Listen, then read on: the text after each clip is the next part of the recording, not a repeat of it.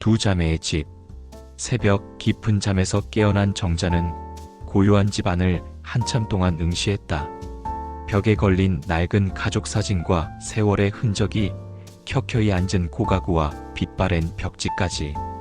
이 모든 것이 마치 하나의 거대한 집이라는 존재 위에서 숨쉬고 있는 듯했다.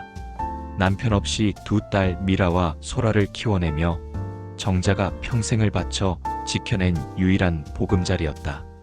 68년이라는 긴 세월, 이 집은 그녀의 청춘이었고 고통이었고 삶의 이유 그 자체였다. 때론 벽에 기댄 채 쏟아지는 잠을 참아가며 재봉틀을 돌렸고 손끝에서 피가 맺히도록 일을 해도 그날 끼니 걱정에 밤을 지새우는 날이 허다했다. 온몸의 뼈마디가 쑤시고 고통스러워도 정자는 한숨조차 쉬지 않았다. 그럴 때마다 정자는 거실 한가운데 서서 혼잣말을 하곤 했다. 나는 내 두 딸에게 이 집 하나만큼은 물려주고 죽을 것이다. 그 굳은 다짐이 지금의 이 집을 지탱하는 버팀목이었다.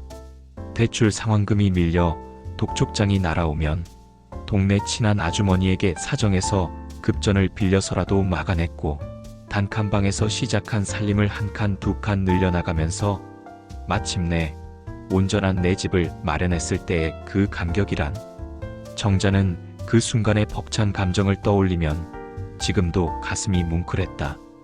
이 집은 단순한 건물이 아니라 그녀의 피와 땀, 그리고 온 영혼이 녹아든 생명과도 같은 존재였다. 하지만 이제 이 집은 더 이상 삶의 이유가 아닌 남은 삶의 무게로 다가왔다.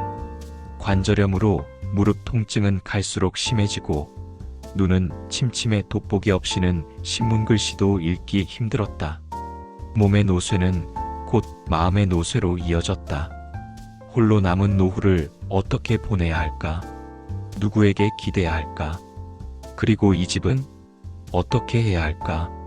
정자의 눈에 비친 집은 그저 든든한 울타리였던 과거와는 달리 거대한 짐처럼 느껴지기 시작했다. 재산이란 원래 가지고 있을 때는 그 존재를 느끼지 못하다가 그것을 정리하려 할 때 비로소 그 무게가 어깨를 짓누르는 법이었다. 며칠 전 동네 경로당에서 들었던 이야기가 귓가에 맴돌았다. 경로당 한 구석, 늘 조용하던 강영자 할머니가 갑자기 울음을 터뜨렸다. 글쎄, 이 노인네가 정신이 오락가락했나봐. 막내 아들 명의로 집을 돌려줬더니 이제 와서는 요양원 간다고 모질게 구는 거 아니겠어? 큰아들이 그 사실을 알고 난리도 아니야. 나 죽으면 내 집 가지고 자식들 싸움 날까봐 벌써부터 등골이 오싹하다네. 옆에 있던 박씨 할머니는 고개를 절레절레 흔들며 한숨을 쉬었다. 자식들 키워봤자 소용없어. 재산 나눠주고 나면 다들 등 돌리지. 옆에 있어주는 자식이 최고여. 이런저런 이야기들이 비수처럼 정자의 불안감을 증폭시켰다. 자식들에게 모든 것을 내어주고 홀로 남겨질 미래가 그녀를 옥죄었다. 그녀가 이 집을 지켜내기 위해 얼마나 많은 고생을 했던가. 한창 젊은 나이에 여자로서 가꾸고 누리고 싶은 것도 많았을 때였지만 자식들에게 맛있는 것 하나라도 더 먹이겠다고 낡은 몸빼바지에 때 묻은 티셔츠 차림으로 여기저기 뛰어다녔다. 한 번은 큰딸 미라의 친구들이 함께 집에 놀러왔을 때 정자는 후줄근한 차림으로 부엌에서 고구마를 찌고 있었다. 엄마, 창피해. 친구들이 다 봐. 미라의 말에 정자는 고구마를 든 손을 멈칫했다. 괜찮다고 생각했지만 가슴에 꽂힌 비수가 깊이 파고들었다. 그날 밤 정자는 홀로 앉아 남편의 영정사진을 보며 하소연하듯 중얼거렸다. 여보, 나도 어릴 땐 이쁜 옷 입고 꿈 많던 아가씨였는데 내 팔자가 왜 이렇게 되었을까? 이 고생도 결국 다 우리 새끼들 편하게 살라고 하는 건데 애들은 알아줄까? 이 집만 있으면 아이들이 나중에 발 뻗고 편하게 잘 수 있을 거라는 생각 하나로 온 생을 바쳤는데 이제 와서 이 집이 나를 아프게 하는 칼날이 될 줄을 누가 알았겠어. 아린 마음을 꼭 끌어안으며 정자는 고독한 밤을 녹여내고 있었다. 어느 날 정자는 의자에 앉아 거실 창밖을 내다보았다. 햇살은 여전히 따사로웠지만 그녀의 마음 속에는 한겨울에 찬 바람이 휘몰아쳤다. 딸들을 위해 살아왔다 믿었지만 과연 그녀의 선택이 두 딸에게 행복을 가져다 줄 수 있을까? 한 아이는 이 집을 차지하기 위해 그녀 곁에 머물렀고 다른 아이는 이 집으로부터 소외되었다고 느낄 터였다. 이런 와중에서도 그녀의 마음 속에는 이미 한 아이에게 조금 더 마음이 기울어 있었다. 결혼해서 제 살 길 찾아간 미라보다 곁에서 자신을 돌보는 소라에게 더 마음이 가는 건 어쩔 수 없는 이치라고 생각했다. 늙은 엄마는 젊은 시절 아무리 미웠던 자식이라도 제 곁에 남아주는 자식에게 마음이 더 기울어짐을 어쩌랴. 게다가 소라는 나이가 들어서도 직장을 제대로 잡지 못해 늘 전전긍긍했고 결혼은커녕 연애다운 연애도 해보지 못했다. 그런 소라가 더욱 안쓰러웠다. 미라는 그래도 시집가서 남편도 있고 자식도 있잖나? 소라는 이 엄마밖에 없는데. 하지만 이 모든 생각의 끝에는 항상 답 없는 의문 하나가 맴돌았다. 대체 무엇이 옳은 것일까? 그리고 누가 내 곁에 마지막까지 남아줄까? 굳게 닫힌 딸들의 방을 보며 정자는 한숨을 길게 내쉬었다. 그 한숨 속에는 오랜 세월 켜켜이 쌓인 회한과 늙음에 대한 쓸쓸함, 그리고 무엇보다도 해결되지 않는 집의 무게가 고스란히 담겨 있었다. 정자의 시선이 거실 한 구석에 놓인 오래된 앨범에 닿았다. 빛바랜 앨범 속에는 해맑게 웃고 있는 어린 미라와 소라의 모습이 있었다.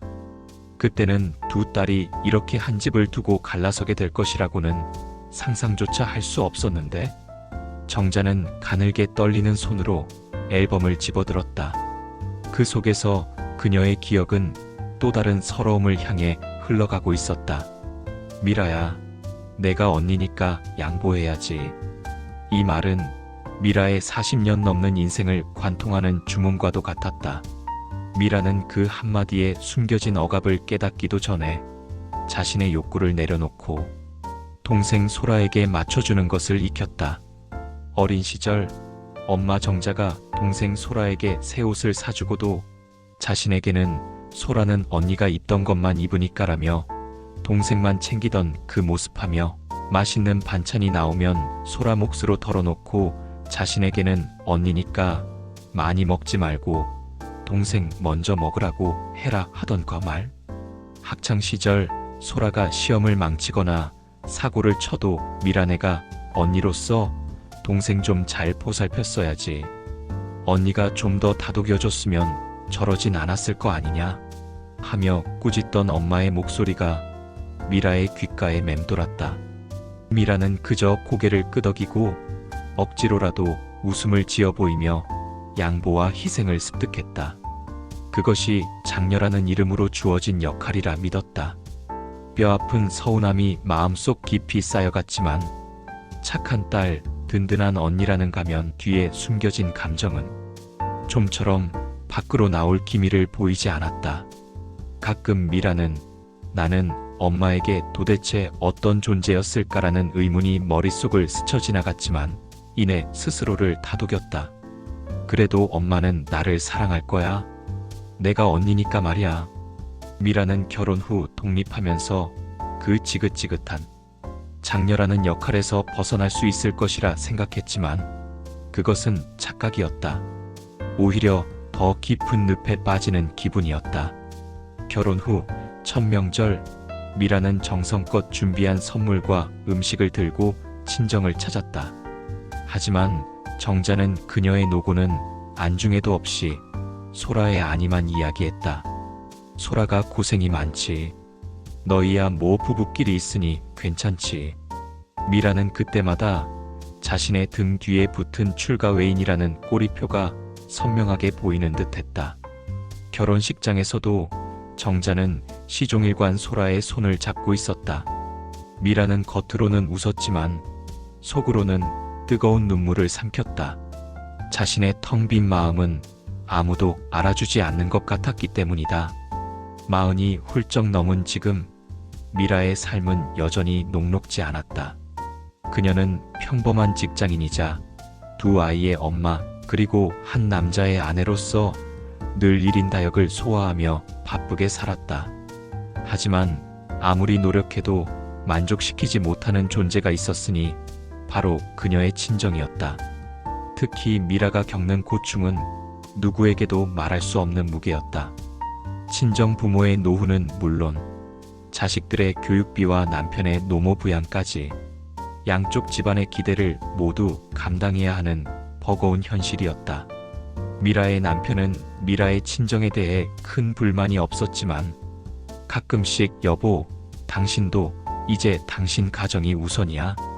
친정에 너무 신경 쓰지 말라며 우리 아이들이 중요함을 수시로 알렸다.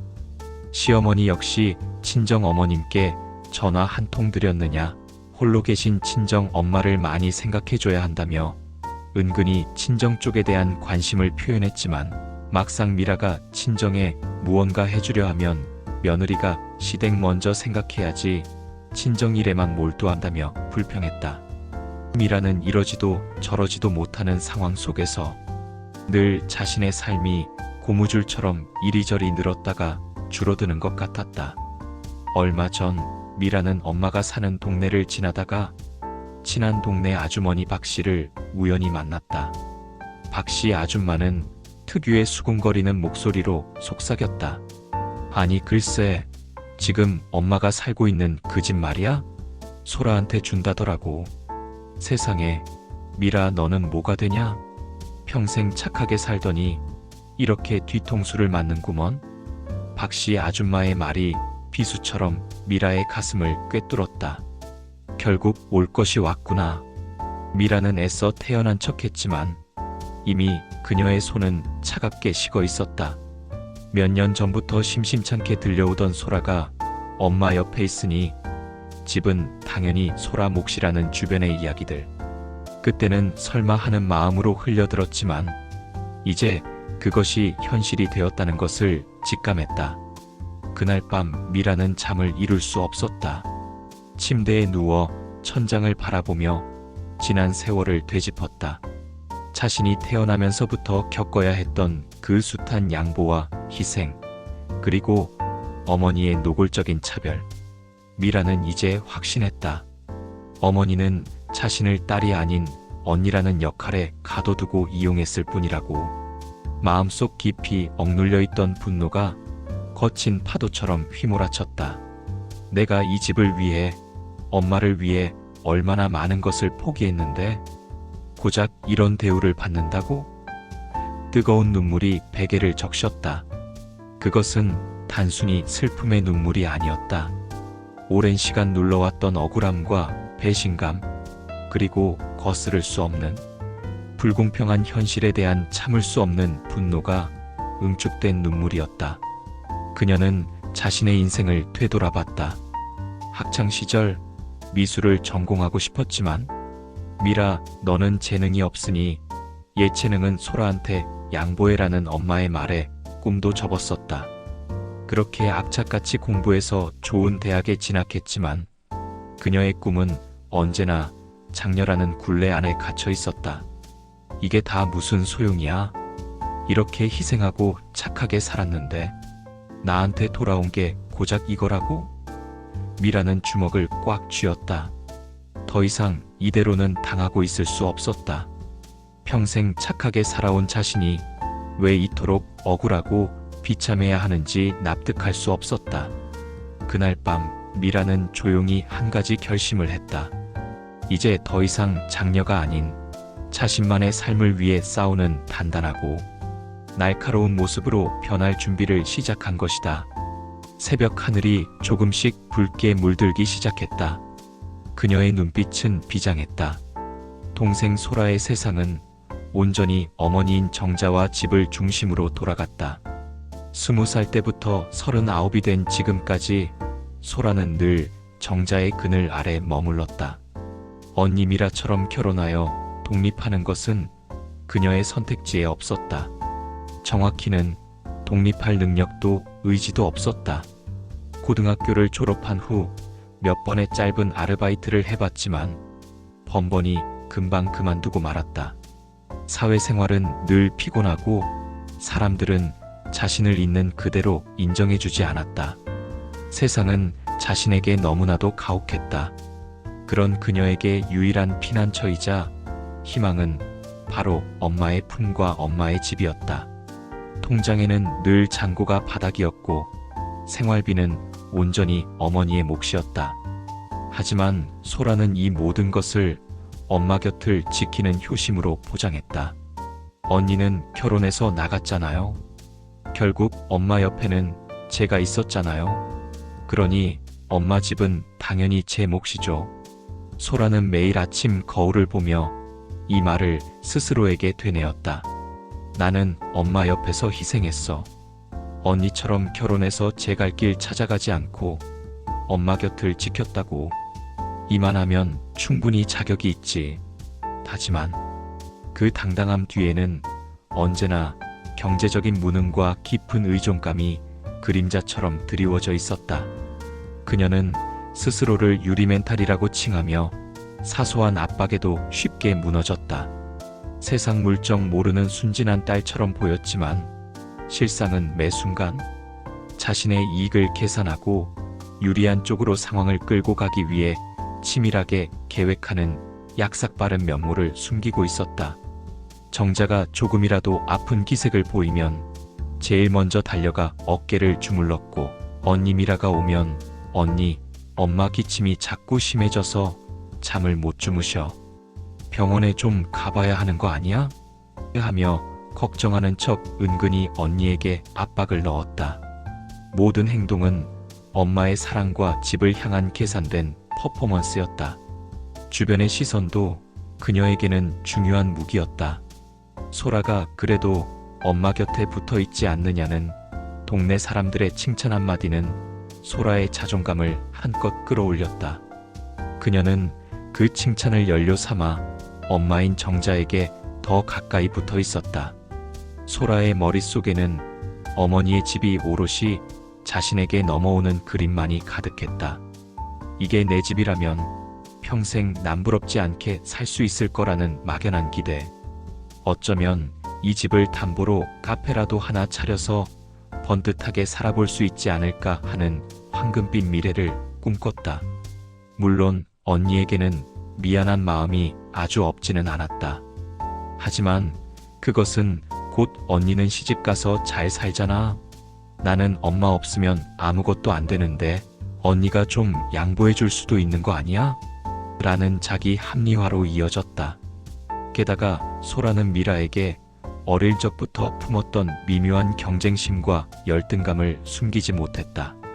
미라는 언제나 엄마의 기대를 받는 우등생이었고 엄마의 자랑거리였다.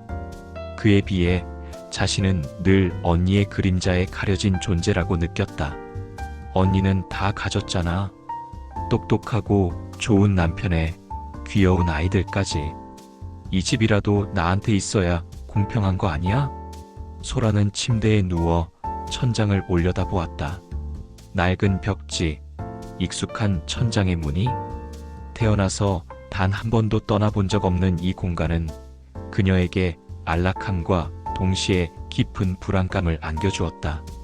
이 집이 사라지면 이젠 정말 의지할 곳이 없어질 것 같았다. 이불 속에 파묻힌 채 그녀는 핸드폰으로 부동산 사이트를 뒤적거렸다. 자신의 이름으로 된 근사한 아파트를 상상해보며 매매 정보를 들여다보면서 침을 꿀꺽 삼켰다. 현실은 냉혹했지만 꿈은 달콤했다. 그 불안감은 더욱 소라를 자극했다. 그녀는 더욱 강하게 자신의 권리를 주장해야 했다. 최근 동네에 비슷한 사례가 있었다. 옆집 이씨 아줌마의 아들이 부모를 잘 모시겠다고 집 명의를 받아갔다가 나중에는 집을 담보로 대출받아 사업을 말아먹었다는 소문이었다. 소라는 그런 소문을 들을 때마다 나는 달라. 나는 엄마를 위할 거야. 하고 되뇌었다. 마치 절박한 외침처럼 소라는 되뇌었다. 이 집은 내 거야. 나 말고 누가 엄마를 모셨어? 나밖에 없어. 이 집은 무조건 내 거야. 그녀의 불안감은 곧 집착이 되어 눈빛을 집요하게 만들고 있었다. 가을빛 단풍이 알록달록이는 계절에 오랜만에 세 모녀가 한자리에 모였다. 정자는 아침부터 분주하게 상을 차렸다. 냉장고 깊숙이 넣어두었던 귀한 갈비를 꺼내 핏물을 빼고 텃밭에서 직접 기른 채소를 다듬었다. 미라가 좋아하는 전과 소라가 좋아하는 매콤한 찌개를 동시에 올렸다. 언니 오는데 왜 이렇게 유난을 떠는 거야? 엄마는 참. 소라는 못마땅한 표정으로 툭툭 내뱉었지만 정자는 아랑곳하지 않았다. 모처럼 딸들이 함께 앉아 밥이라도 한술 뜨는 모습을 보고 싶었다. 찌개가 보글거리고 갈비찜 냄새가 온 집안을 감쌌다. 겉으로는 평화로워 보이는 밥상이었지만 테이블 위에는 언제 터질지 모르는 시한폭탄이 놓여있는 듯했다. 밥상 위에 반찬 접시만큼이나 세 사람 사이에는 깨지기 쉬운 긴장감이 맴돌았다. 미라와 소라 그 둘은 애써 서로의 눈을 피했지만 숨길 수 없는 적대감이 밥상 위에 스멀스멀 피어났다. 평소 미라의 남편과 아이들은 외할머니 집은 왜 맨날 싸울 것 같지? 라며 외가에 방문하는 것을 달가워하지 않았다. 미라 역시 그들의 눈치를 보며 이번에는 남편과 아이들을 떼어놓고 억지로 자리를 마련한 터였다. 한참 식사를 하다가 정막을 깬 것은 소라였다. 그녀는 엄마인 정자에게 갈비찜을 덜어주며 지나가는 투로 말했다. 엄마, 병원도 제때 가야 하는데 언니가 좀 같이 가주면 좋을 텐데 말이에요. 저는 엄마 병원에 따라가면 병원 냄새에 비위가 상해서 매번 토하거든요. 소라의 말은 정확히 미라를 겨냥한 것이었다. 소라는 병원 냄새 때문에 비위가 상해서 구토를 해도 엄마 돌보느라 힘들다는 티를 내는 동시에 언니는 멀리 있으면서 효도도 안 한다는 비난을 은근슬쩍 내비친 것이다. 미라의 젓가락이 멈칫했다. 그녀는 애써 미소를 지으며 답했다. 소라 너야 엄마랑 같이 사니까 쉽게 자주 갈 수 있잖아. 나는 회사 다니랴 애들 챙기랴 남편의 시어머니까지 몸이 10개라도 모자라. 일하고 육아하고 일상생활 하면서 엄마 병원 시간 맞추기가 얼마나 힘든지 알아? 그리고 엄마 병원 가는 건 내가 엄마 옆에 있으니까 언제 가는지도 소라 내가 더 잘 알잖아. 이런 와중에도 내가 모시고 다니는 게 당연한 거야? 미라의 목소리는 차분했지만 그 속에는 비아냥거림과 동시에 자신이 겪는 삶의 무게에 대한 짜증이 스며 있었다. 정자는 불편한 듯 헛기침을 했다. 그 순간 굳게 닫혔던 판도라의 상자가 열렸다. 소라가 젓가락을 쾅 하고 내려놓으며 말했다. 언니는 평생 바쁘다는 말밖에 할 줄 모르지. 엄마 아플 때 옆에 있었던 게 누군데? 언니가 시집가서 잘 살 때 나는 엄마 옆에서 얼마나 힘들게 살았는지 알아? 내가 지금까지 엄마 수발 들고 잔소리 들어가면서 왜 여기에 있었겠어? 이 집 때문이지 다른 이유가 있겠어? 소라의 목소리가 점점 커지더니 결국 격분하여 소리쳤다. 나는 내가 엄마한테 평생 바쳤으니 당연히 이 집은 내 거라고 생각했어. 언니는 아무것도 한 거 없잖아. 그래, 그렇게 아무것도 안 했으니 지금 와서 억울해하지도 마. 언니는 시집간 여자잖아. 왜 엄마 집에 자꾸 기웃거려? 미라의 얼굴이 순식간에 붉어졌다. 평생 억눌려왔던 감정들이 소라의 비아냥거리는 목소리에 폭발했다. 그녀는 자리에서 벌떡 일어나 밥상을 주먹으로 내리쳤다. 내가 뭘 알아? 나는 언니라는 이유로 평생 동안 엄마의 요구에 맞춰서 동생인 너에게 양보하고 희생했어. 학비, 생활비, 용돈, 내가 엄마한테 얼마를 갖다 드렸는데 내가 그나마 이 집에서 그렇게라도 일도 안 하면서 살 수 있었던 게 누구 덕인 줄 알아? 엄마는 늘 미라, 내가 언니니까 양보해야 한다고 했어. 나는 착한 딸 노릇한다고 내 인생을 다 바쳤다고. 근데 고작 이 집 하나 때문에 내가 너한테 이런 모욕감까지 감수해야 해? 찌개가 넘치고 반찬 접시가 식탁 위에서 위태롭게 춤을 췄다. 반찬들이 여기저기 튀면서 옷에도 얼룩이 졌다. 두 자매의 고성이 집안을 뒤흔들었다. 정자는 덜덜 떨리는 손으로 밥그릇을 잡았다. 그만해, 그만들 못해. 겨우 내뱉은 그녀의 목소리는 딸들의 악다구니에 파묻히고 말았다. 미라는 분노에 찬 눈으로 소라를 노려보며 외쳤다. 그래, 나는 늘 참고 살았어. 내 인생을 바쳐가며 효도랍시고 참았더니 돌아온 것이 겨우 이거야? 나는 이제 더 이상 못 참아. 이 집은 내 거라고? 웃기지 마. 차라리 이 집을 불태워버려도 너는 못 가질 거야. 미라가 씩씩거리며 소라에게 다가가려 하자 소라는 겁먹은 표정으로 뒤로 물러섰다. 하지만 이내 반격했다. 언니야말로 밥맛 떨어지게 하지 마. 남의 가정 평화 깨지 말고 당장 언니 집으로 꺼져버려. 나는 여기가 내 집이야. 밥상은 완전히 아수라장이 되어 있었다. 음식 냄새는 더 이상 식욕을 돋우지 못했다.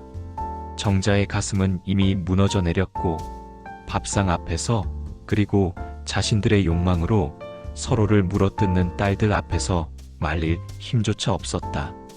그녀는 털썩 주저앉으며 깨달았다.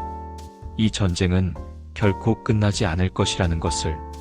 그리고 이 모든 불행의 시작이 바로 자신에게서 비롯되었다는 것을. 정자의 눈에서는 굵은 눈물방울이 하염없이 흘러내렸다. 후두둑 거리며 떨어지던 눈물이 식어버린 찌개 속을 파고들었다. 차갑게 식어가는 음식처럼 그들의 마음도 그렇게 얼어붙기 시작했다. 결국에 정자가 쓰러졌다. 그날 밥상머리에서의 격렬한 싸움이 화근이었다. 딸들의 상처 깊은 비난과 증오가 담긴 목소리는 정자의 심장을 찢어놓는 듯했다. 딸들의 싸움을 말리다 갑자기 가슴 통증을 느끼며 정신을 잃었다. 급히 실려온 병원 응급실 침대 위에서 정자는 산소 마스크 너머로 희미하게 들려오는 딸들의 목소리에 괴로운 듯 미간을 찌푸렸다. 병실을 배정받고도 정자의 병실은 두 자매의 대립으로 가득 차 있었다.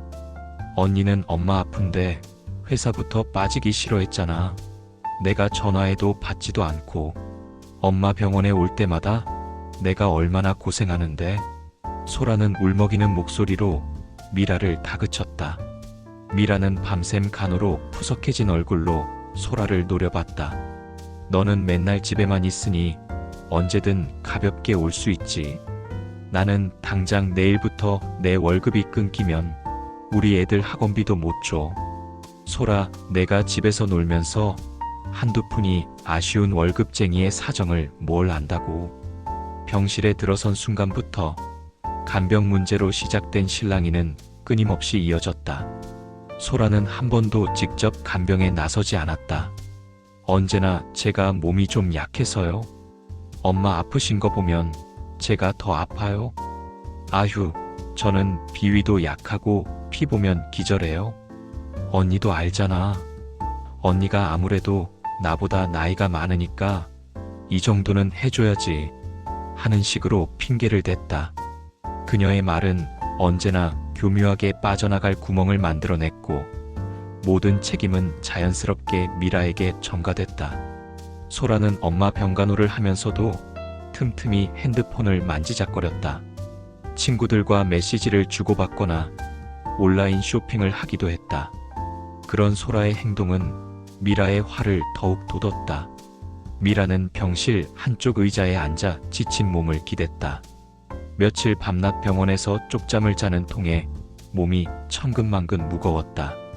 서울 근교에 살던 미라는 어머니의 입원응로 인해 고향으로 다시 달려와야 했다. 회사에는 급하게 병가를 내고 어린 두 아이는 시어머니에게 맡겼다. 하지만 시어머니는 친정 엄마의 입원을 입으로는 걱정하면서도 미라가 친정에만 정신이 팔려 있다고 못마땅해 했고, 아이들은 엄마 없이 보내는 시간을 불안해했다. 친정에서는 이기적인 동생과 자신에게만 모든 책임을 떠넘기려는 듯한 엄마의 무심함에 시달렸다. 잠시 눈을 감자 엄마 정자의 흐릿한 얼굴이 떠올랐다. 나는 딸로서 뭘 그렇게 잘못한 거지? 미라는 주르륵 흘러내리는 눈물을 주체할 수 없었다. 그것은 어머니에 대한 안타까움과 동생에 대한 분노, 그리고 무엇보다 이 모든 상황 속에서 나 자신을 잃어버린 듯한 서러움의 눈물이었다. 그녀는 마치 끝없이 내리막길을 걷는 듯한 기분이었다. 그때 미라의 고등학교 동창 현숙이 병문안을 왔다. 현숙은 병실 입구에서 두 자매의 상황을 듣더니 혀를 찼다. 현숙의 어머니도 유산 문제로 형제자매 간에 큰 싸움이 있었던 터였다. 미라야, 힘들지? 너 힘든 것 나도 잘 알아. 세상에 자식 간의 재산 싸움이 제일 추잡하다고 하더니만 저 아랫골 김씨 영감님네도 똑같은 상황이었어. 막내딸이 유독 부모 옆에서 살뜰히 굴었는데 그게 다 계산이었던 거지. 나중에 보니까 부모님 통장에서 돈도 뺐었더라고. 결국 집 하나 때문에 형제자매가 남보다도 못한 사이가 됐다더라. 현숙의 말에 미라는 아무 말도 할 수 없었다. 그저 흐느끼며 숨죽여 우는 소리만 밖으로 새어나왔다. 자신과 소라의 모습이 딱 김씨 영감님네 막내딸과 형제자매들 같았다. 미라는 자신이 그동안 착하게만 살아온 것이 얼마나 어리석은 짓이었는지를 뼈저리게 느꼈다. 그때마다 참지 않고 할 말이라도 했어야 했는데 이제는 돌이킬 수 없었다. 소라는 병원 복도에 서서 길게 전화 통화를 했다. 내가 진짜 미치겠어. 언니는 와서 왜 사사건건 시비야? 엄마는 또 왜 자꾸 이러시고? 엄마 옆에 내가 딱 붙어 있어야 하는데 병원 냄새만 맡아도 머리가 지끈거려. 난 정말 이 집 아니면 안 되는데 내 이름으로 카페도 차려야 하는데. 그녀의 목소리는 불안감에 미세하게 떨리고 있었다. 소라는 진심으로 정자가 빨리 일어나기를 바랐다. 정자가 살아있어야만 집이 온전히 자신의 것이 될 수 있었기 때문이었다. 만약 정자가 잘못되기라도 하면 집은 미라와 공동 상속될 테고 자신의 불안정한 미래는 더욱 흔들릴 것이 뻔했다. 정자의 상태가 호전되지 않자 소라는 초조해지기 시작했다. 그녀는 이미 정자의 통장과 인감도장을 찾아서 손에 쥐고 있었다. 때가 되면 재빠르게 살고 있는 집을 소라 자신의 이름으로 바꿔야 하기 때문이었다. 그녀는 슬쩍 간병인을 쓰자고 제안했지만 미라가 단칼에 거절했다. 엄마가 아직 정신이 멀쩡한데 남의 손에 맡긴다고? 소라, 너는 얼마나 더 이기적일 셈이야? 그리고 간병인 비용은 누가 감당할 건데? 미라의 비난에 소라는 침묵했다. 더 이상 간병을 미루는 건 자신에게도 손해였다. 어쨌든 엄마는 깨어났고 엄마의 상태는 호전되고 있었다. 소라는 불편한 심기를 애써 감추고 병실로 들어섰다. 하지만 미라와 정자의 따뜻한 대화는 그녀를 소외시켰다. 정자는 미라의 손을 잡고 미라야, 내가 고생이 많다. 이 엄마가 미안하다며 눈물을 글썽였다. 그 모습을 본 소라의 마음은 더욱 차가워졌다. 지금까지 엄마 옆을 지킨 건 난데 힘들 때마다 엄마 곁에 있었던 건 나라고. 그런데 왜 언니한테만 미안하다고 하지? 그녀의 마음속에서 비뚤어진 불만과 질투가 불타올랐다. 이대로 두었다가는 집이 온전히 자신의 것이 되지 못할지도 모른다는 불안감이 소라의 심장을 더욱 조여왔다. 병실의 희뿌연 공기 속에서 가족의 이름으로 묶여있던 평화는 이제 돌이킬 수 없는 단절로 향하고 있었다. 정자가 회복될수록 두 딸 사이의 간격은 더욱 벌어지고 있었다.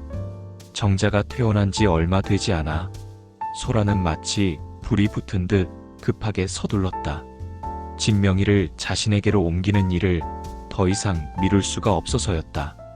병원에서 언니인 미라에게 잠시나마 고마움을 느꼈던 감정들은 엄마가 퇴원 후 집에 돌아오자마자 마치 연기처럼 사라져버렸다. 낡고 오래된 가구들로 채워진 거실을 둘러보던 소라의 눈은 이 집이 온전히 자신의 것이 되어야 한다는 확신으로 빛났다. 언니는 어차피 내가 가질 집에 잠시 투자한 셈치면 되지 뭐. 왜 남의 떡에 그렇게 감 놓아라 배 놓아라 하는 건지 원.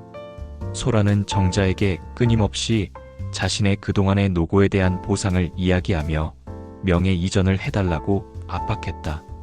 낮에는 거실에 앉아 유튜브에서 찾은 상속세 줄이는 법, 효도 명목 증여 같은 영상들을 크게 틀어놓았다. 밤에는 정자가 잠든 것을 확인한 뒤 어두운 거실에서 관련 서류들을 꼼꼼히 살피며 명예 이전을 위한 빈틈을 찾아보았다. 엄마 병원 모시고 다니면서 그동안 제가 엄마 돌보느라 얼마나 고생했는데 언니도 이 집엔 관심 없다고 하잖아요. 저는 이 집이 아니면 살 곳도 없는데 이 집은 제가 살면서 엄마랑 같이 가꾸고 싶어요. 그냥 진명이는 저한테 해두시면 안 될까요? 어차피 나중에 상속받으면 세금만 더 나온다고 하던데. 소라의 목소리는 다정했지만 그 속에는 계산된 절박함과 끈질긴 설득이 묻어 있었다. 정자는 딸의 말을 들어주면서 자신의 죄책감을 털어내고 싶었다. 그래, 어차피 미라는 자기 살림이 있고 소라는 나이가 차도록 제 앞가림도 제대로 못하는데 나라도 챙겨줘야지.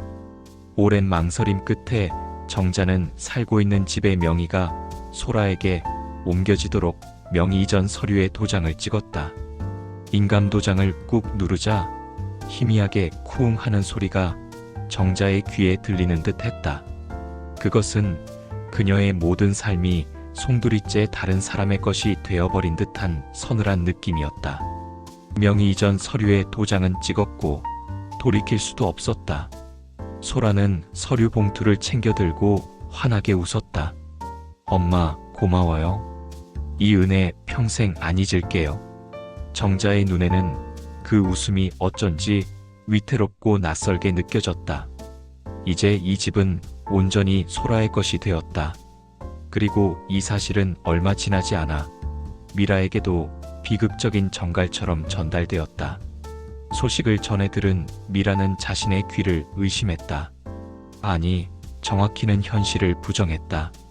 점심시간 회사 동료들과 밥을 먹는 자리에서 친구 현숙의 전화를 받았다. 미라야, 너 들었니? 너네 엄마랑 소라가 살고 있는 집 말이야. 수화기 넘어 현숙의 목소리는 조심스러웠지만 그 내용은 미라의 심장을 얼어붙게 했다. 엄마가 설마 나한테 아무 말도 없이 그럴 리가 없어. 아무리 그래도. 미라의 손에 쥐어있던 젓가락이 후들거려 떨어졌다. 급하게 친정으로 달려갔다. 회사에 사정하여 반차를 내고 아이들을 방과 후 교실에서 데려올 시간도 잊은 채 무작정 택시에 몸을 실었다. 그녀는 급하게 친정집 현관문을 열었다. 정자는 거실 소파에 앉아 있었고 그 옆에는 소라가 태연히 과일을 깎고 있었다. 정자는 미라의 눈을 제대로 쳐다보지 못했다. 소라는 미라 앞에 앉아 껍질 벗긴 사과를 한 입 베어 물며 당당하게 말했다. 언니, 엄마가 나한테 이 집을 명의 이전해 주셨어. 언니도 어차피 결혼해서 잘 사니까 괜찮잖아. 이제 언니는 신경 쓰지 않아도 돼. 소라의 뻔뻔스러운 표정과 그 말에 미라는 뒤통수를 심하게 한 대 내려 맞은 느낌이었다.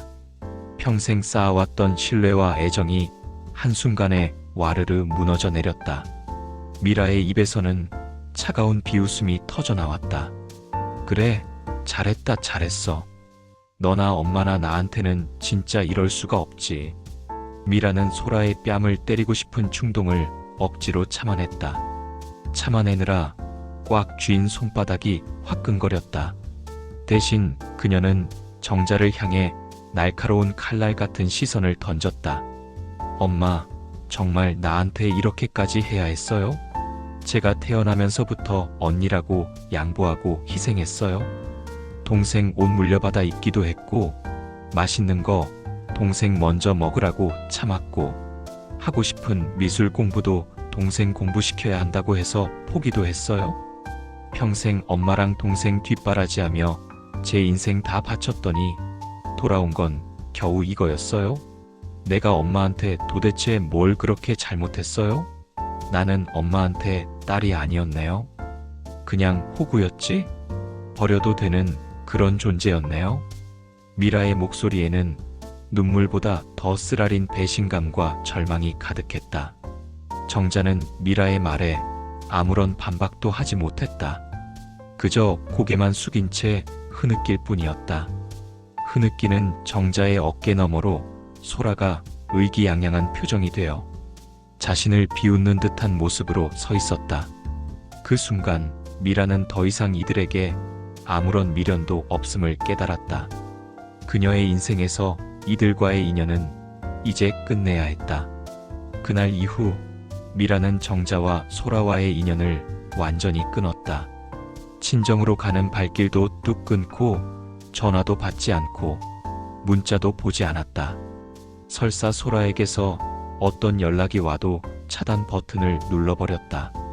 소라에게서는 처음에는 언니 왜 그래? 엄마가 보고 싶어 해 라는 문자가 오다가 점차 언니 때문에 엄마 아파한다. 뻔뻔하게 행동하지 마라. 인륜을 저버리지 마. 라는 비난 섞인 메시지가 이어졌다. 심지어 소라가 자신의 아이들 학교에까지 찾아와 소란을 피운 적도 있었다. 너희 이모가 그랬다면서. 친구들에게 이런 소리를 듣던 아이들이 창피하다고 진저리를 쳤다. 할 수 없이 미라는 아이들에게 그냥 모르는 사람이다라고 거짓말을 시켰다. 자신의 부모가 그리고 친동생이 자신을 이토록 나락으로 떨어뜨릴 수 있다는 사실에 미라는 소름이 끼쳤다. 그녀는 그 모든 것을 거부하며 자신을 옥죄이던 것으로부터 자유로워졌다. 이제는 아무것도 그녀를 아프게 할 수 없었다. 그동안 그녀의 마음속은 메마른 사막처럼 황량했으니까 그녀에게 엄마와 여동생이라는 단어는 더 이상 따뜻함이나 사랑의 의미가 아니었다. 뼈아픈 배신감과 상처, 그리고 돌이킬 수 없는 절망의 이름이 되어버렸다. 돌아갈 수 없는 강을 건너버린 미라는 더 이상 뒤돌아보지 않았다. 그녀의 가슴에는 가족이라는 이름으로 깊게 파인 상처만 남아있었다. 엄마인 정자가 하늘로 돌아가셨다. 장례식장은 붐볐다. 정자가 살아생전 주변 사람들에게 베풀었던 정만큼이나 많은 사람들이 찾아왔다. 정자씨가 정말 곱게 떠나셨네. 그 나이에 저 정도면 호상이지. 호상이야? 시집간 큰딸은 박사라지? 작은딸은 엄마 옆을 지켜주었고 이 모든 게 정자씨가 자식들 복이 많았던 게야. 미라는 애써 자신을 찾아온 사람들에게 고개 숙여 인사했지만 정작 영정사진 속 어머니의 얼굴은 한 번도 제대로 쳐다보지 않았다. 조문객들의 웅성거림 속에서 미라는 자신의 귀에 들리는 수군거림에 온몸에 소름이 돋았다. 정자신의 딸들 말야. 싸운다더니 저렇게 대놓고 서로 아는 척도 안 하네. 둘째가 집을 혼자 다 먹었다던데 장녀는 얼마나 속이 상할까. 재산 때문에 친자매가 의절을 했다는구먼. 그러게 그 큰딸이 얼마나 착하고 똑똑했어. 부모가 재산은 똑같이 줬어야지.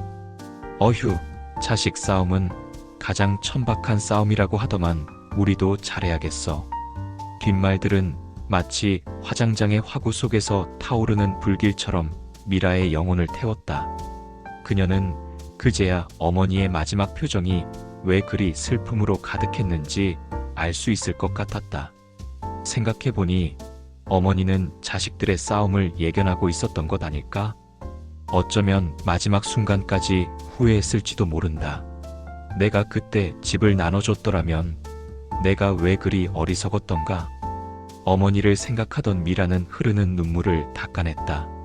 그녀의 눈물은 어머니를 위한 것이 아니라 살아있는 사람들의 이기심과 자신의 억울함에 대한 비탄이었다. 이제 그녀의 마음에 흐르는 것은 증오나 분노마저도 아니었다. 그저 깊은 허무함만이 남았을 뿐이었다. 소라는 미라를 애써 외면하며 조문객들에게 인사했다. 마주 잡는 손마다 따뜻한 온기가 느껴졌다. 하지만 미라의 싸늘한 시선이 느껴질 때마다 등골이 오싹해졌다. 그녀 역시 조문객들의 수군거림을 들었다. 집 때문에 자매가 원수가 됐다는 소문은 이미 동네에 파다하게 퍼져 있었다. 소라는 억울했다. 자신이 뭘 잘못했단 말인가? 어머니가 자신에게 준 것인데 언니는 이미 결혼해서 잘 살고 있지 않은가? 그런데 왜 자신만 이렇게 손가락질을 받아야 하는지. 소라는 입술을 깨물었다. 애써 슬픈 표정을 지었지만 그녀의 마음속에는 분노와 함께 불안감이 피어오르고 있었다. 이 집을 가졌지만 자신은 과연 행복해질 수 있을까? 어머니가 돌아가시자 소라의 마음속에는 설명할 수 없는 공허함이 밀려왔다. 이제 더 이상 자신을 무조건적으로 사랑해주고 의지하게 해줄 존재가 사라진 것이다. 화장이 진행될 때였다. 고요한 화장터 복도에 울려 퍼지는 스피커 소리. 고인 민정자님의 화장이 시작되었습니다. 미라는 아무런 미련도 없다는 듯 멀찍이 떨어져 서 있었다. 관이 화구 속으로 들어가는 것을 멍하니 지켜볼 뿐이었다. 불길이 솟아오르는 장면을 보며 미라는 자신의 지난 세월과 함께 모든 것이 타오르는 듯한 기분을 느꼈다. 소라는 어머니의 유골이 담긴 작은 함을 받아들며 어깨를 들썩였다. 하지만 그것이 진정한 슬픔의 눈물이었는지 아니면 그저 자신이 가진 것의 마지막 조각을 확인하는 서러움이었는지는 아무도 알 수 없었다. 어머니가 세상에서 완전히 사라지는 그 순간에도 두 자매는 말을 섞지 않았다. 그들이 마지막으로 함께 앉아 밥을 먹었던 밥상머리의 전쟁을 시작으로 하여 아무런 상의 없이 살던 집을 소라에게 명의 전해준 그 이후로 자매의 대화는 완전히 끊겨버렸다. 마치 세상에 두 자매만 남은 듯한 고립감 속에서 장례식은 냉정하게 마무리되었다.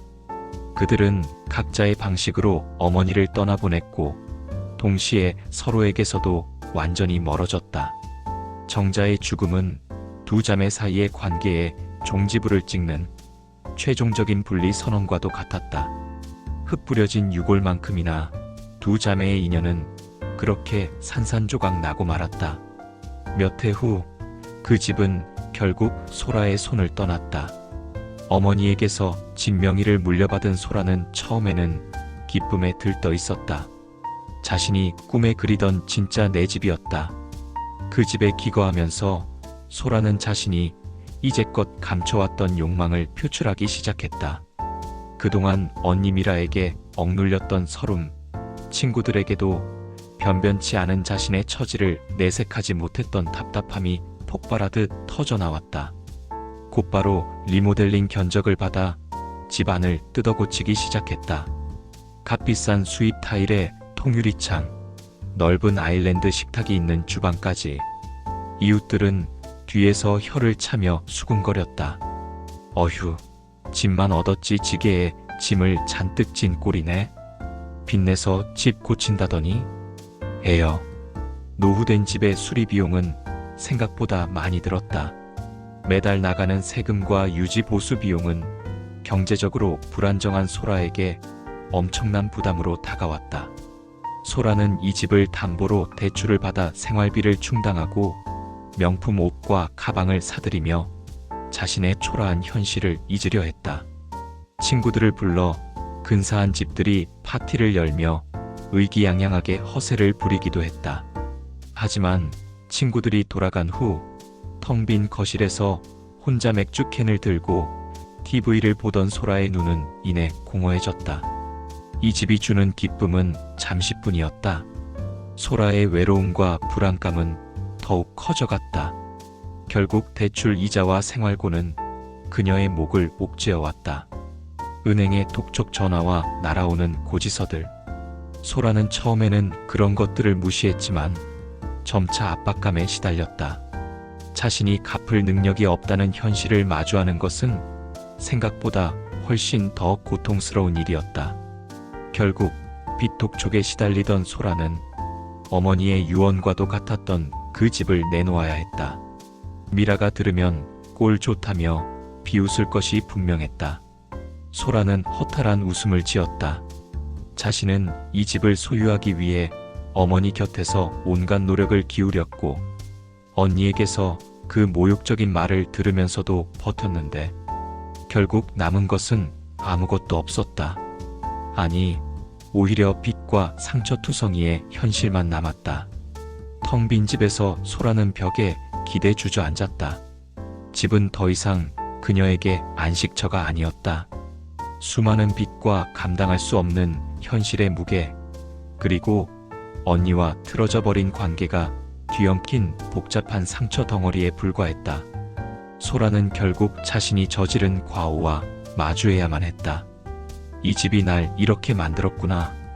그녀의 두 눈에서 하염없이 눈물이 흘러내렸다. 하지만 그 눈물은 집을 잃은 슬픔이라기보다는 자신이 스스로 자초한 고독과 쓸쓸함에 대한 깨달음이었다. 그녀의 발 언저리에는 이미 바닥에 흥건하게 고인 눈물과 함께 그동안 애써 외면했던 삶의 비참함이 축축하게 달라붙어 있었다. 한편 미라는 어머니의 죽음 이후 가족과의 모든 연락을 끊고 자신의 삶을 오롯이 살아갔다. 이제 장녀라는 무거운 굴레에서 완전히 벗어난 것 같았다. 가끔 꿈에서 어머니가 나타나 애절한 눈빛으로 자신을 바라보거나 소라가 어린 시절의 천진난만한 얼굴로 자신을 부르는 장면과 마주하기도 했다. 깨어나면 가슴 한편이 시큰거렸지만 미라는 애써 잊었다. 시간이 약이라고 했던가. 점차 어머니에 대한 배신감과 소라에 대한 분노가 옅어지는 듯했다. 하지만 완전히 사라진 것은 아니었다. 마치 흉터처럼 가끔씩 아려오는 아픔이 미라의 삶 속에서 불쑥불쑥 고개를 내밀었다. 그러나 그 고통들이 미라를 더욱 이성적이고 현실적인 사람으로 만들었다. 그녀는 관계와 진정한 행복에 대해 끊임없이 성찰하며 성장했다. 미라는 이제 자신의 가족인 남편과 아이들에게 더욱 집중하며 살았다. 그리고 과거의 상처가 자식들에게 되물림되지 않도록 노력했다. 그녀는 그 아픔 속에서 역설적으로 관계의 중요성을 깨달았고 돈보다 중요한 것은 사람이라는 것을 확신하게 되었다. 진정한 재산은 통장 잔고가 아니라 마음을 나눌 수 있는 사람이라는 것을. 그녀는 그 아픔 속에서 오히려 성숙해졌다. 비록 그녀의 마음 속에는 가족 간의 갈등으로 인한 깊은 상처가 남았지만 그 상처가 오히려 그녀를 더욱 단단하게 만들었다. 시간이 흐르고 어느 날엔가 미라는 동창생들의 모임으로 고향집 근처에 갔다가 옛 집이 재개발된다는 소식을 들었다. 오래된 집이 철거되고 그 자리에 새로운 건물이 들어설 것이라고 했다. 미라는 잠시 멍하니 그 자리에서 멈춰섰다. 이제 정말 아무것도 남아있지 않을 빈터. 집이라는 추억의 공간은 사라지지만 그 안에서 피어나고 썩어 문드러졌던 인간관계의 상처는 영원히 미라의 마음속에 남아있을 터였다. 그녀는 쓸쓸하게 웃었다. 결국 그 집은 누구에게도 진정한 안식처가 되지 못했다. 돈 때문에 모든 것을 잃은 소라와 돈 때문에 모든 것을 포기해야 했던 미라. 두 자매는 각자의 삶을 살아갔지만 두 자매의 집이 남긴 상처는 마치 낙인처럼 그들 삶의 일부분이 되었다. 그것은 영원히 치유되지 않을, 그러나 때로는 삶의 깊이를 더해주는 아련한 그림자처럼 그들의 발자취를 따라갈 터였다. 하늘을 올려다보자 먹구름이 걷히고 찬란한 햇살이 비쳤다. 미라는 희미한 미소를 지으며 발걸음을 옮겼다. 과거의 그림자가 여전히 그녀를 따라오고 있었지만 그녀의 발걸음은 더 이상 흔들리지 않았다. 삶은 계속될 것이고 그 안에서 그녀는 새로운 의미를 찾아낼 것이었다. 긴 시간 동안 들어주셔서 감사합니다. 구독과 좋아요, 알림 설정은 여러분과 빨리 만날 수 있는 행복한 통로입니다.